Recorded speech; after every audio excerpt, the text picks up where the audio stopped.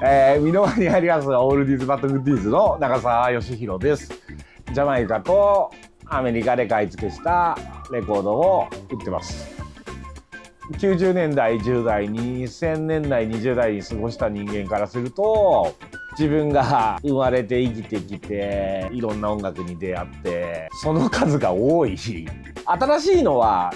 エビで探していけばチェックはできるんだけど、掘り下げるっていうことがいいもんでやるとやっぱ楽しいっすよね。嬉しいしさっていう意味かな。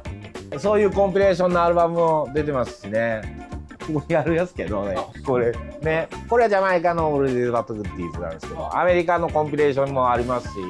トランティックとかでそういうところですね。はい。何が一番しっくりくるかなーって考えてたんですけどね。はい、2006年です。はい、ノアビル712にして、ちっちゃいね。まあ月光レコードっていう今でいう月光堂で20歳の時バイトしてて、それで自分のお店が買い取り専門だから、まあ、買い付け行く方々とかインターネットの普及もあって、そういう方々がブログとか書いてて、こっちの方がかっこいいなと思って。運送会社 DHL で働いてて渋谷担当してて、その時にやっぱレコード、まあ普段からもレコード買いに来るから、そこで配達中にサボって「ここ空いてないですか？こう有名じゃないですか？」新宿だったら代官プラザで、渋谷だったらノアビルビートアップさんとかあるあっちの方面もオルガンのね方面もあったんですけど、まあ、あそこになんかネットもやるけど事務所というか店みたいなの構えとけば宣伝しなくていいなと思って。お金ないんだもん。レコードビルだから間違えて入ってきた人が間違って買ってくれるかなっていう、そういうねせせこましいことばっか考えてるからね、ほんとねしょうもないっすよね。ほんとそういうかっこいい買い付けの先輩たちのレコード屋さんに憧れを持ってて、やっぱそういうところで買ってたし、憧れてるからこそそういう風になりたいなじゃなくて、なりたくてもなれないじゃないですか。だからやるんですよ。なりたいとやりたいって違うから、だからやろうと思って金なめてやったって感じです。まずはやって、まあ失敗していいんじゃないのかなと思って。レコード屋なんて90年代は違ったけど、また一回り下だから、夏のカルちゃんとの一個下で同じ世代で、その時代ってふって笑われる感じで、もうレコード屋っていうそのものが、もともとなんか DHL で働いてる時に外資系だったから長期休暇もらえてジャマイカ行って、その前にレコード屋やりたいなっていうのはずっとあったんですよ。高校生ぐらいからあったかな、多分。おばあちゃん飽きないようにっていう、おじいちゃんに安定した生活を送るのか、お金がないけど好きな仕事をやるか、どっちかお前決めろよって遺言のように言われて、ああ俺後者だなとは思ったね。2014年に箕輪に移はい転されたんですけど、はい、渋谷から箕輪にってのはどうしたんですか？それはここが母親の実家で3姉妹でみんな続いてるわけなんですよ。おじいちゃんは結構前になっちゃって、おばあちゃんが亡くなってから2、3年空いてたんですよ。人いないとどうしようもないっていうことで結婚をその時したんで、賃貸で借りろという形で、うちみたいな店だったらどこでやってても変わんねえかなとか、ネットもあるしと思って、まあでも渋谷の方は本当やっぱもう狭くって在庫、まあ倉庫も借りてましたけど、人2人3人入っちゃったらもういっぱいな立ち食いそば屋みたいだったんで、まあ、そういういきさつはあったかな。渋谷の時の条件と変わんないで、それで渋谷の時より広いからだったらその倉庫の在庫も出せるなと思って、ここ何年かでコロナ禍でだいぶ変わりましたもんね。だから結構渋谷からこっちに移ってきて戸惑いはあります。物珍しく見れます。渋谷にありそうなお店だよねって言われたりとか。これ一言でなかなか言えるのかな。響いたもんじゃないですか心に。じゃなかったらお金出して買ってあれして経費かけて買い付けいけないよなと思います。買い取りもさせていただいてるんですけど、まあほぼ買い付けっすね、正直。昔はだからもっといけたんですけど、今は年一っす。年々帰ってきて空港でこんなもんかとか使った金額にあれして、もう40代後半なっても成田空港で残り持ち金600円とかね。スカイライナーで帰れないじゃないかっていう、何をやってんだって思う。そう有り金使うただのバカですからね、本当に。俺ほんとビビったもんな、この前買い付け行って帰ってきてどうしようかなって思う。奥さんが迎えに来てくれたから奥さんにお金借りて帰るっていうね、間抜けだよね本当に。もうでも買い付けの価格相当上がってるんじゃないですか。上がってるけどね、割とねエアビーとか使ってドミトリーとか集まって変なやつらに絡まれたりとかよくするんで、買い付けの経費はやっぱ抑えたいから、同業者様のあれ見てていいなーって思うことはありますよ。まあでもそれは自分は自分だから、自分は自分の規模、小規模事業者が分かってるんで、3泊4泊でマイアミとかでドミトリーとかでね5000円ちょっととかさ、ホテルさえも泊まんで車の中で寝てるとか、それをやってた同年代のレコード屋さんとか結構いたのも知ってるし、だけど今だにそんなことやってんの俺だけだ。俺40過ぎてもまだ駆け出しです。そこもね写真忘れる。そんで本当にね、マジチリ人のなんかマフィアみたいなのすげえ絡まれた。ずっとそうなんですけど、ジャマイカ行ってまあアメリカトランジット大体するじゃないですか。まあ、そこをうまく使ってレコードショーを合わせたりとかして、まあ仲いい、まあよく行ってるディーラーとかあれのところ行ったで、まあ1個の航空券でまあ多少あれだけどジャマイカ行くまでマイアミからもうほんと1時間半なんで、それも倍になっちゃったしな、昔に比べて。そのレコードそのもの自体のものだからこその変化ってあるよね。ヴィンテージってことになってきたよね。90年代とかその位置が一番しっくりくるようになったよね。身近なもんだったからさ、90年代2000年代はびっくりしてるというか、あんまりそういうものを扱ってるのにそういう感覚じゃなくて、まず音楽ありきでみたいなところが自分はあったっていうか、自分はそういうやつなんだなっていろんなレコード屋さん見てて初めて自分を知れたというかエアバン手に入れるとかそういう喜びじゃなくて、純粋に音楽としてそうですね、そうなんですよ。そうなるべきかどうかはいろんなお店あるからあれだけど、俺なんかみたいなバカは成り立ちはいいと思ってるから、仕入れと成り立ちのそのバランスを計算してまあやってるかな。音楽の方がっていうか何やってるかの方が聞きたくてしょうがなくて、だって買わないといけない世代だったじゃないですか。買って聞くことによって初めて理解できるというかさ、で物事ってそうじゃん、やっぱりね。残るのはそういうものだからな。いやもう喧嘩ナイフで刺されるとかねこう傷当たるっす。あれですよ、くだらないことですよ。バトラングルジ言ったらいきなりボコボコにされたまあジャマイカいっぱいありますよ。もう金盗まれたりあれだとか。でも盗む方法がねなかなかね斬新でね、その想像力すごいなと思った。そりゃあこんな音楽生まれる国だわって。100万盗まれといて、ヤシの木の木からさこうやってこういう坂あるのにさカーテンあれしてるの、表でレコードをチェックしてて一人何人かこうやって一人そうだよ、バッグの中に入ってるのすごい器用にあれもうそれから現金で持ち歩くのやめましたけどね。そうヤシの木からこうやってそこに現金があるかはもう分かってないと思うんだけど、いやなんか生活の一部、いやでも僕も生活の一部だからそんな変わんねえなとは思うんですけど、僕にとってはなんかあれですよね、みんなで楽しむものというかみんなで共有する幸せがやっぱり本質にある。作ってる方もやってる方も携わってる方もそういう少年の人たちがシーンを作ってたんだろうなと思います。渋谷から移ってきて3年ぐらい普通の在庫ガーって倉庫みたいなレコード屋をやって、次やるとしたら好きなものを共有するっていうか、幸福なことだと思うんで、買う買わない置いといて音楽をっていうところの場をこんぐらいだったらできるかなと思って、で内装を変えて営業許可取って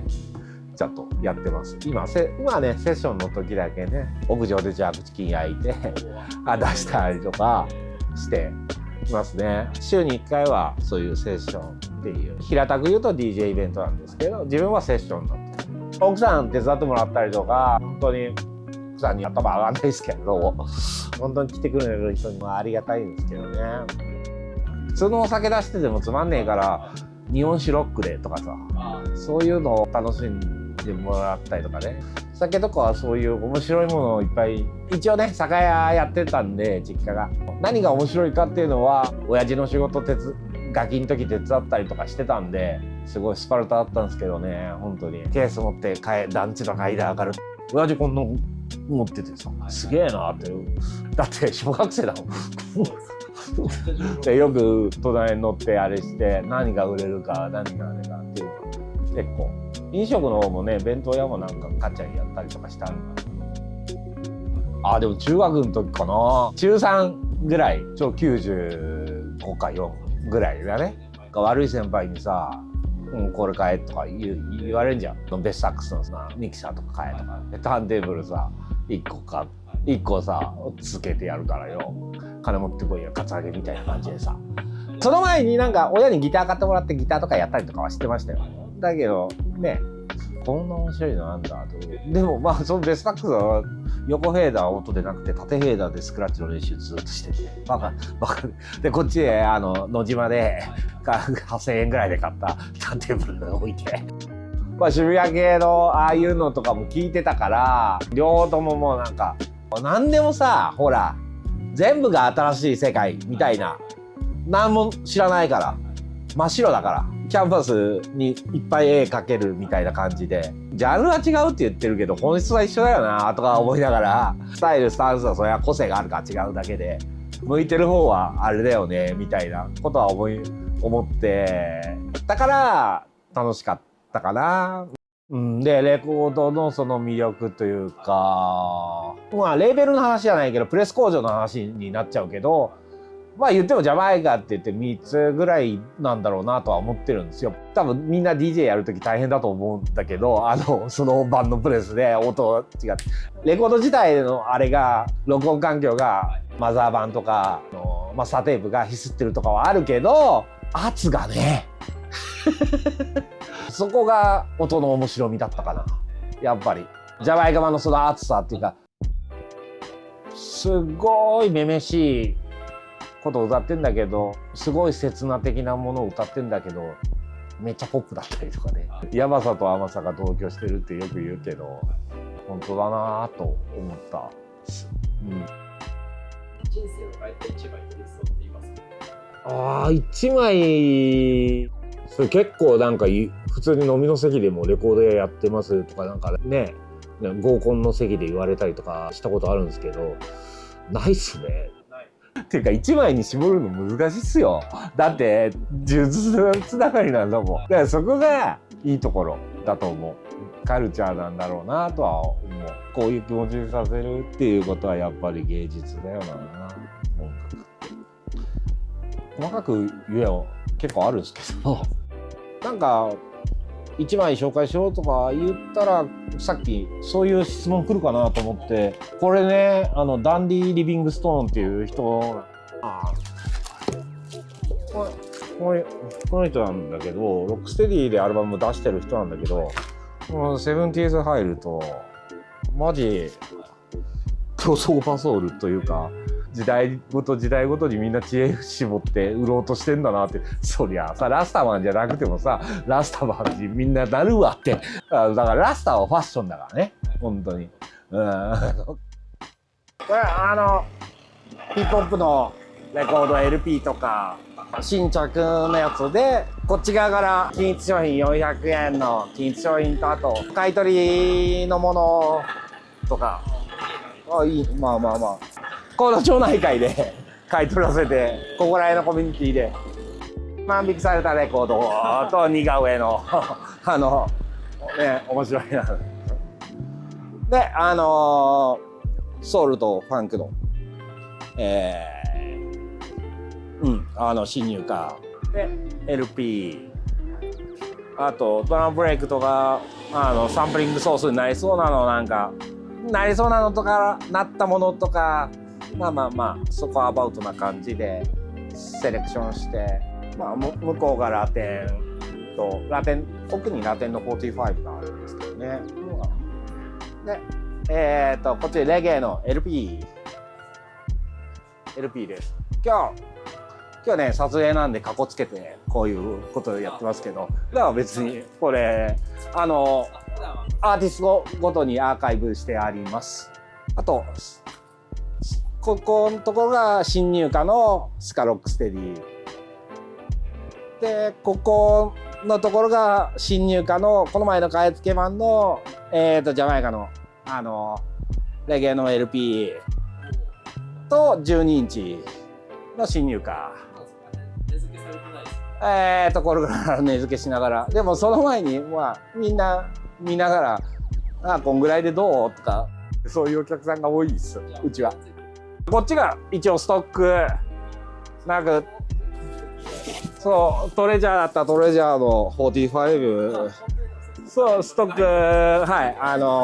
ってて、いやでもあれっすよ、そんなカイボとかトップサウンズとかはないっすよ。いやこれはもう上手い人に書いてもらうのが一番なんで、こっちが一応アーカイブとしてセブンティーズ、これ入りきれないんで一応なんていうか、それはセレクトしてあるっていう感じですかね。あとこっちは初期レゲエ69年から71年のその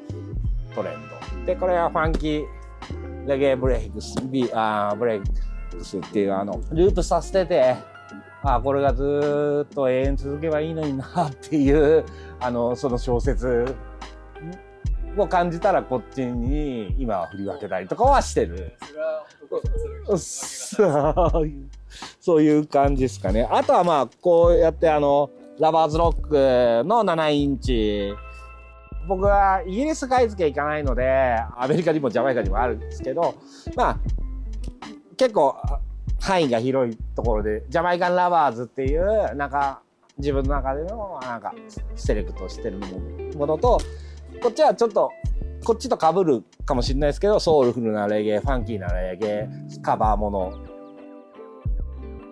7インチ結構多かった理由はオーディオ買えなかったりとか、それはデトロイトとソウルとかシカゴとかそういうのも一緒だと思うんですよね。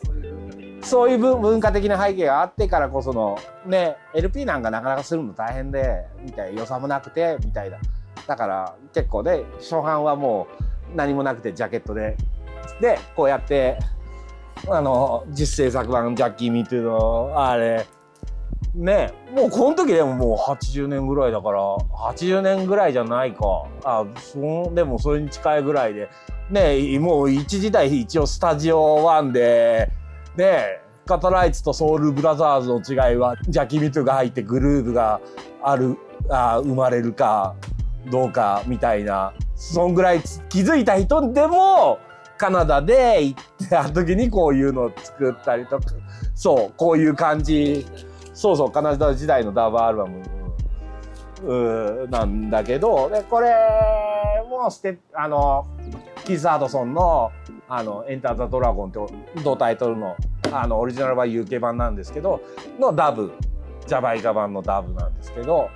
これもほらジャケなしだって裏全然違うこと書いてあるの。ロックとか神田のエクストラベルトっていうバーがあるんですけど、そのアンクレオールさんが作ってて、結構自分のセッションの音とかのポータブルプレイヤーで聞いてた音がダンスフロアに昇華したというか、音が大きくなったらこんな音だよっていうのを作りたくて、だいたいメインのダンスフロアって80デシベルぐらいなんだよな。スピーカー近く行ったらまた違うんですけど、それに出せるようにミキサー無駄がないハイファイ感を目指してるっていうのもあって、で38個ゲートツイーターでそれを2台のアンプで鳴らしてでモノで鳴らしてて、ツイーターは別にモノにする必要ないからステレオの3水で JBL と3水がなんか相性いいのはもうみんな周知の通りなんで、こっちはなんかモノで結構ワット数出せるのがこうソニーから出てるのを見つけて、7割モノの3割ステレオで、音ってやっぱあれじゃないですか、中域が一番難しいんだけど、かといってレゲエでボンボンで出て低音だけがいいわけじゃなくて、アタック感をするには高音も必要なわけですよ。でも音はまとまってた方が自然に体は揺れるのは間違いないじゃないですか。だからモノ7のステレオ3みたいな、そういうなんかイメージでハイファイ感を出してるかな。そういう中でセッションっていうか、だから結構変わんないっすよ。80ぐらい出してても。で例えばアフリカのイベントとかのそういうそのシートみたいなペラペラなレコードで圧高いと羽織るようなのもここだったら羽織らなかったりするので、やっぱりそういうのはすごく意識してやってセッションのために揃えてやってます。せっかくねそういうものを売ってるわけだしそうやって聞いてもらえるのが多分一番いいかなとか思って、45なんかは本当にオーディオセット買えなかった人たちがポータブルで聞いてたっていうやっぱ歴史は間違いなくあるから、まあそこを注視して自分の中で鳴らしたい音っていうか鳴らしてもらいたい音をなんかいろいろ集めて作ってます。まあその当時のユニットで箱だけ作ってもらってとかね。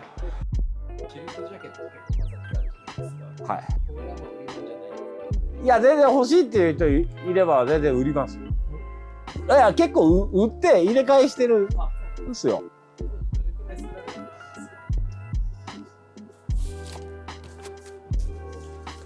すか。何枚作ってたかわかんない。お金になれば何でもよかったんじゃねえかって言うと失礼だけどさ。やっぱ班によって色が変わってたりとか。まあそうだから作りすぎちゃっててこれ残ってた何枚かわかんないけどやたら作ってたと思うんですよ。みんなお金欲しいもん。でもそこのエネルギーが今もジャマイカはそういう感じだからそこにあるけどさねえ今店そういや出してるからあれだけど何種類もあるんすよマジで。これベターダブでもさほらこういうのもあるしこれ全然違う手を変え品を変えまあ US でやったのもあると思うしね逆に。あと手書きのベターダブとかね。こんなんとかねもうやたらなんか手を変え品をどんだけ出てるかってもうめちゃくちゃ出てたんだと思うんですよ。そうですよね。あんまそういう風に考えないかもしれないですよね。やりたくてやってるし普通にこうやって興味持ってもらってるの嬉しいっすよ。それ喜びっすよね。その瞬間じゃないですかね多分。来年20周年。いや続けたいなと思うし続けれる方法を模索してる。最初と変わんないっすね。なんていうかその積み重ねというか20年たまたま経っちゃったってだけであって本当にありがたいことだなとは思う。嘘じゃないっす。だから周りに恵まれてるというかだから続けないといけないと思うしまあそれが物事の筋かなと。いっぱい失敗してるんで、諦めないでやってりゃ成功。何度も失敗しても諦めなきゃ成功。でも成功したらやめちゃうのかなっていうとそれは違うだろうと思うし何なんでしょうね。自分でもよくわからないですね。こうやってなんとか成り立たせていただいてるんでそのまま続けれれば楽しいし嬉しいですね。